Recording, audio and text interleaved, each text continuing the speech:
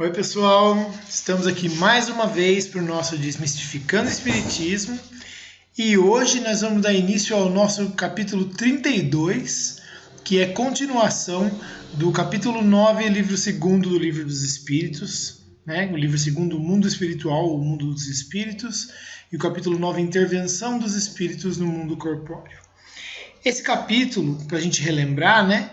Ele trata da forma como os espíritos interferem de alguma forma com o mundo material. Então, a penetração deles nos nossos pensamentos, a influência que eles têm sobre a gente, os fenômenos que eles podem acabar provocando, a questão da interação emocional deles com a gente, em afeição, né? A questão dos anjos da guarda. Isso foi o que a gente discutiu até agora. E hoje a gente vai falar um pouco sobre os pressentimentos, a influência da vida e a ação da natureza. Tá bom? Então, vamos lá. Vamos lá, seção Pressentimentos. Questão 522. O pressentimento é sempre um aviso do espírito protetor? A resposta é o conselho íntimo e oculto de um espírito que vos quer bem. Também está na intuição da escolha que se tenha sido feita. No caso, a escolha que a gente faz, né? É a voz do instinto. Antes de encarnar, o espírito tem conhecimento das fases principais da sua existência, isso é, do tipo de prova com as quais se compromete. Quando estas têm caráter marcante, ele conserva no íntimo uma espécie de impressão, que é a voz do instinto, e essa impressão, despertando quando chega o momento de passar pelas provas, torna-se um pressentimento. 523. Os pressentimentos e a voz do instinto têm sempre alguma coisa de vaga. Na incerteza, o que devemos fazer? A resposta é: quando você estiver em dúvida, invoquem o seu espírito bom ou peça a Deus, Senhor de todos os seres, para que te envie um de seus mensageiros, um de nós. E é interessante que ele destaca essa parte. Peça a Deus, Senhor de todos os seres, para que te envie um de seus mensageiros, um de nós. Porque, no fim das contas, com a permissão de Deus e através da intervenção dos espíritos, mas sempre vem de Deus todo o benefício que a gente recebe, né? Deus permite que isso aconteça. Então, a gente pede a Deus, todos os espíritos que têm a intenção de ajudar, né, genuinamente, de verdade, eles vão atender e ajudar a gente. 524. Os conselhos de nossos espíritos protetores têm como finalidade única, quer dizer, como uma única função, a nossa conduta moral ou também a conduta que devemos adotar em relação aos assuntos da vida particular. Aí ele fala, tudo. Eles tentam fazer com que vocês vivam o melhor possível. Quase sempre, porém, vocês fecham os ouvidos aos conselhos saudáveis e se tornam infelizes pela culpa de vocês mesmos. E aí o Kardec completa uma explicação, né? Os espíritos protetores nos ajudam com seus conselhos por meio da voz da consciência, que fazem ressoar em nosso íntimo. Mas, como nem sempre ligamos a isso a devida importância, eles nos dão outros conselhos mais diretos, servindos de pessoas que nos cercam. Examine cada um as diversas circunstâncias felizes ou infelizes de sua vida e verá que em muitas ocasiões recebeu conselhos que nem sempre aproveitou e que lhe teriam poupado muitas tristezas se os tivesse escutado. Influência dos espíritos nos acontecimentos da vida. Questão 525. Os espíritos exercem alguma influência nos acontecimentos da vida? Certamente, pois eles aconselham vocês. Aí o Kardec completa com a questão 525A. Eles exercem essa influência de outra forma, além dos pensamentos que sugerem? Isso é, atuam diretamente sobre a realização das coisas? A resposta é sim, mas nunca agem fora das leis da natureza. E aí o Kardec tenta dar um exemplo, né? Ele fala, nós imaginamos erroneamente, né, de maneira errada, que a ação dos espíritos só deve acontecer por meios extraordinários. Gostaríamos que viessem nos ajudar através de milagres, e sempre imaginamos que eles estão armados de uma varinha mágica. Mas não é assim. Razão pela qual parece que sua intervenção é oculta, e parece muito natural o que fazemos com a ajuda deles. Assim é que eles provocam, por exemplo, o encontro de duas pessoas que acharão que se encontraram por acaso, inspirando alguém a ideia de passar por determinado lugar, chamando-lhe a atenção para um certo ponto, e disso resulta que uma veja a outra. Assim eles atuam de tal modo que o homem, acreditando seguir apenas o próprio impulso, conserva sempre o seu livre-arbítrio. Aí, se alguém for ler, perceber que eu mudei um pouquinho as palavras, é só para facilitar, porque está bem rebuscada a escrita desse trecho, tá? Questão 526. Já que os espíritos têm ação sobre a matéria, poderão provocar certos efeitos a fim de que se realize um acontecimento? Por exemplo, o homem deve morrer. Sobe uma escada, a escada se quebra e ele morre. Foram os espíritos que quebraram a escada para que o destino daquele homem se cumprisse? A resposta é bem verdade que os espíritos têm ação sobre a matéria, mas para o cumprimento das leis da natureza e não para negá-las, fazendo surgir no momento certo um acontecimento inesperado e contrário àquelas leis. No exemplo que você deu, a escada se quebrou porque estava podre, ou por não ser bastante forte para suportar o peso do homem. Se estivesse no destino daquele homem perecer de tal maneira, ou seja, morrer daquele jeito, os espíritos lhe dariam a ideia de subir a escada em questão, que teria que se quebrar com seu peso. E a sua morte se daria por um efeito natural, sem necessidade de um milagre para isso. Questão 527. Vamos dar um outro exemplo, em que o estado natural da matéria não entra em questão. Um homem deve morrer fulminado por um raio, ou seja, atingido por um raio. Se esconde debaixo de uma árvore. O raio estoura e ele morre. Os espíritos poderiam ter provocado o raio, dirigindo-o sobre ele? Aí o espírito fala, é ainda a mesma coisa. O raio explodiu sobre aquela árvore, naquele momento, porque estava nas leis da natureza que assim acontecesse. Não foi encaminhado à árvore porque o homem se achasse debaixo dela. O homem é que foi inspirado a se refugiar debaixo de uma árvore sobre a qual deveria cair o raio. A árvore não deixaria de ser atingida, estivesse o homem ou não embaixo dela. Acho que fica bem claro, né, gente? 528. Um homem mal intencionado dispara um tiro contra alguém, mas o projétil, que é a bala, né, passa apenas de raspão, sem atingir. Um espírito benfazejo, ou seja, um espírito bondoso, pode tê-lo desviado? A resposta é: se o indivíduo não deve ser atingido, o espírito bondoso lhe dará a ideia de se desviar, ou então poderá ofuscar seu inimigo, quer dizer, atrapalhar a vista dele, né?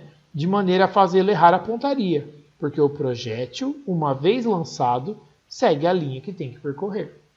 Quer dizer, o cara deu tiro, o espírito não vai desviar a bala, ele vai fazer o cara mudar de posição, né? Mudar de caminho, sair da direção da bala.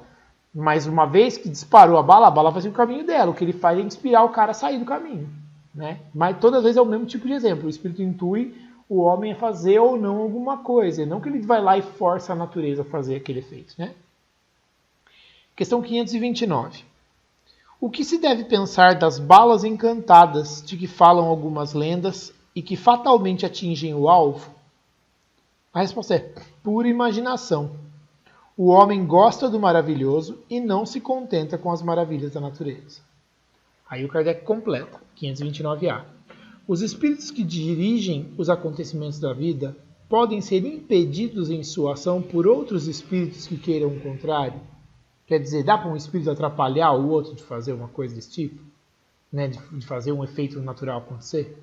A resposta é: o que Deus quer tem que acontecer. Se houver demora na execução, ou surgirem obstáculos para isso, é porque ele quis assim. 530. Os espíritos levianos ou zombeteiros, quer dizer, os espíritos irresponsáveis, bagunceiros, que a gente já comentou lá atrás, né? Não podem criar pequenos embaraços, ou seja, pequenas coisas para atrapalhar, né, a realização dos nossos projetos e atrapalhar as nossas previsões? Em uma palavra, serão eles os autores das chamadas pequenas misérias ou pequenos sofrimentos da vida humana? A resposta é: eles têm prazer em causar esses aborrecimentos a vocês, o que representam provas para vocês, a fim de exercitar a sua paciência. Se cansam, porém, quando veem que nada conseguem. Entretanto, não seria justo nem certo responsabilizá-los por todas as decepções que vocês experimentam das quais vocês são os principais culpados pela sua irreflexão, ou seja, por falta de refletir sobre aquilo. Se convença de que se a tua louça se quebra, é mais por um descuido teu do que por culpa dos espíritos. E aí o Kardec completa também, 530A. Os espíritos que provocam contrariedades agem em consequência de animosidade pessoal, ou seja, de disputa, né, de implicância pessoal, ou atacam o primeiro que aparece sem motivo determinado apenas por maldade? Aí a resposta é ambas as coisas, quer dizer, pode tanto ser uma coisa direcionada para a pessoa, como pode ser um espírito que ele só quer atacar alguém, né? Às vezes são inimigos que você fez nessa vida ou em outra existência e que te perseguem. Outras vezes, não há motivo algum. 531. A malevolência, ou seja, a maldade, né, de seres que nos fizeram mal na Terra, acaba com sua vida corpórea? A resposta é: muitas vezes eles reconhecem a injustiça e o mal que causaram. Mas também não é incomum, não é raro, que eles os persigam com a sua animosidade, se Deus o permitir, para continuar a vos testar. Aí o Kardec completa de novo, 531A. É possível pôr um fim nisso? De que forma?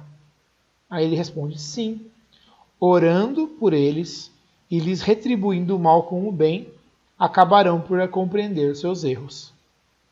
Além de, no mais, né, se vocês souberem se colocar acima de suas maquinações, eles vos deixarão, ao verem que nada ganham com isso.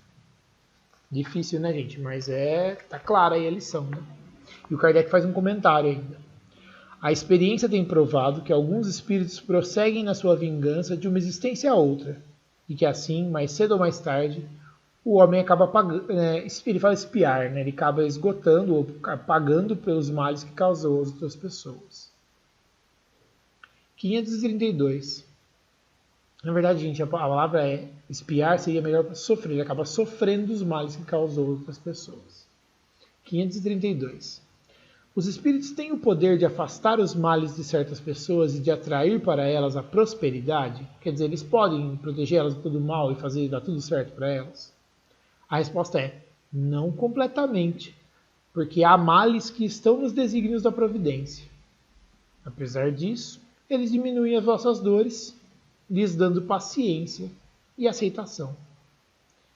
Saibam também que muitas vezes depende de vocês afastar esses males, ou pelo menos diminuí-los. Deus lhes deu inteligência para que vocês a usem, e é principalmente por meio da sua inteligência que os espíritos vos auxiliam, lhes sugerindo pensamentos favoráveis. Mas só ajudam os que sabem ajudar a si mesmos. Eis o sentido dessas palavras: buscai e achareis, batei e se vos abrigar. Saibam ainda que aquilo que lhes parece um mal nem sempre é um mal. Muitas vezes dele resultará um bem que será maior do que o mal. E é isso que vocês não compreendem, porque vocês só pensam no momento presente ou em vocês mesmos. É uma paulada, né, gente? 533. Os espíritos podem fazer que se obtenham os dons da fortuna, se para isso forem solicitados? Algumas vezes, como prova, mas quase sempre recusam, como se recusa a uma criança um pedido que não faz sentido. Perdão. Aí o Kardec continua, né? 533A. São os espíritos bons ou maus que concedem esses favores? A resposta é: os dois. Depende da intenção. Na maioria das vezes, porém, são espíritos que querem arrastar vocês para o mal e que encontram um meio fácil de vocês conseguirem, ou melhor, de conseguirem fazer isso nos prazeres que a fortuna proporciona. 534. Será pela influência de algum espírito que certos obstáculos parecem vir se opor fatalmente aos nossos projetos? A resposta é: algumas vezes são os espíritos. Contudo, na maioria das vezes, é que vocês escolheram mal os seus projetos. A posição e o caráter influenciam bastante. Se vocês teimam num caminho que não é o de vocês, os espíritos nada têm a ver com as vossas falhas. São vocês mesmos que se tornaram o vosso espírito mau. 535. Quando nos acontece alguma coisa boa, é ao nosso espírito protetor que devemos agradecer? Aí ele fala: agradeça primeiro a Deus, sem cuja permissão nada se faz, depois aos espíritos bons que foram os agentes de sua vontade. Aí o Kardec completa com mais duas questões essa questão. 535A. O que aconteceria se nos esquecêssemos de agradecer? A resposta é: o que acontece aos ingratos. E 535B. Entretanto, há pessoas que não pedem nem agradecem e para quem tudo sai bem. Aí o Espírito fala: sim, mas é preciso ver o final. Pagarão muito caro por essa felicidade passageira que não merecem, porque quanto mais tiverem recebido, tanto mais terão que devolver. Bom, agora a gente começa a próxima sessão. Vamos lá. Ação dos espíritos sobre os fenômenos da natureza. Questão 536. Os grandes fenômenos da natureza, os que se consideram como perturbação dos elementos, são devidos a causas fortuitas, quer dizer, acontecem por acaso, ou todos eles têm um fim providencial? A resposta é: tudo tem uma razão de ser e nada acontece sem a permissão de Deus. Aí o Kardec complementa as questões. Ele tem muitas complementações dessas questões desse capítulo. 536A. Esses fenômenos sempre têm o homem por objeto? Quer dizer, sempre que Deus provoca esses fenômenos é por causa do homem? A resposta é: algumas vezes eles têm o homem como razão imediata de ser, quer dizer, foi feito pro homem. Mas também é frequente terem por único objetivo o restabelecimento do equilíbrio e da harmonia das forças físicas da natureza. Aí o Kardec complementa com a outra. 536b.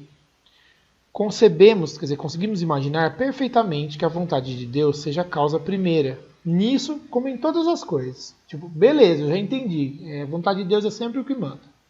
Né? Porém, sabendo que os espíritos têm ação sobre a matéria e que são os agentes da vontade de Deus, perguntamos se alguns deles não exerceriam certa influência sobre os elementos para os agitar, acalmar ou dirigir. Aí o Espírito responde: é evidente, e não poderia ser de outra forma. Deus não exerce ação direta sobre a matéria.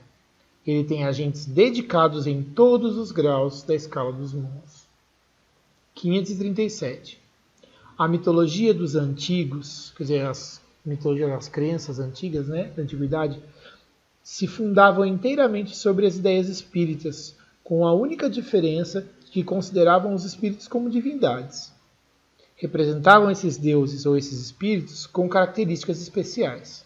Assim, uns eram encarregados dos ventos, outros do raio, outros de cuidar da vegetação, e assim por diante. Essa crença não tem fundamento nenhum? Aí a resposta é: ela tem tão pouco fundamento que ainda é muito menos que a verdade. Aí ele completa com mais uma vez a pergunta, 537A. Pela mesma razão, poderia então haver espíritos que habitem o interior da Terra e que presidam, ou seja, que controlem os fenômenos geológicos? Aí ele fala: esses espíritos não habitam realmente a Terra, mas regulam os fenômenos e os dirigem, os controlam, conforme suas funções. Um dia vocês terão a explicação de todos esses fatos e os compreenderão melhor. Como que diz assim, olha, até aí dá para você entender, daí para frente é mais complicado. 538.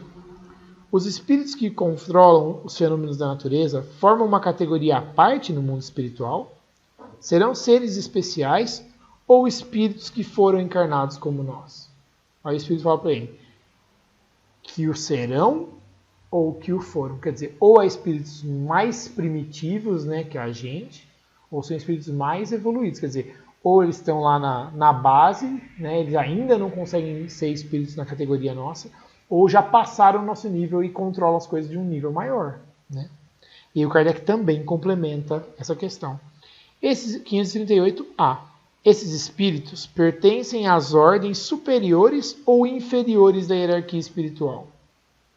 E a resposta do espírito é: depende do papel mais ou menos material ou mais ou menos inteligente que eles tenham.